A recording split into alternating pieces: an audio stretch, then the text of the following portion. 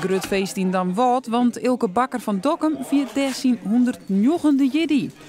Nog net jeder waard een man in Friesland zo oud. En dan komt de burgemeester vanzelfs ook op visite.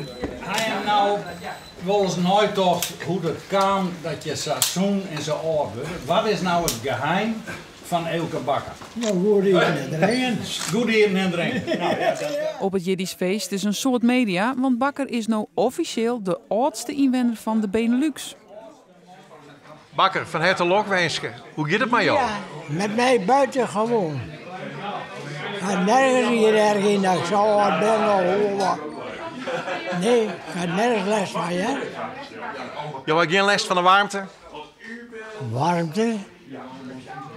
Ga je geen ergens? Nee. Bakker is een man die het juist zo zelfstandig mogelijk door het lippen gaat. Het rennen gaat wat stadig, maar hij wil niet weten van een stok of een rollator.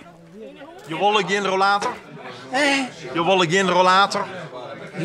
Je wil geen stok? Een rekje om te rennen, wil je jou dat hebben? Nee, kom maar. Hoor op.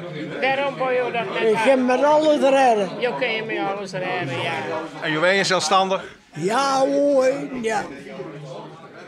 De 109-jarige krijgt heel geregeld ben en pakens in zijn zoede vlier die het wies maar hem binnen. Maar doet er jonger weer, doet hij het een strange huid. Want er weer altijd een geweldige strengheid voor ons. En hij zei het nog wat in mij, hè?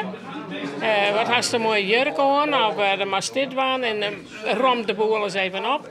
Want dat ik er ben, je blauwe band daarbij.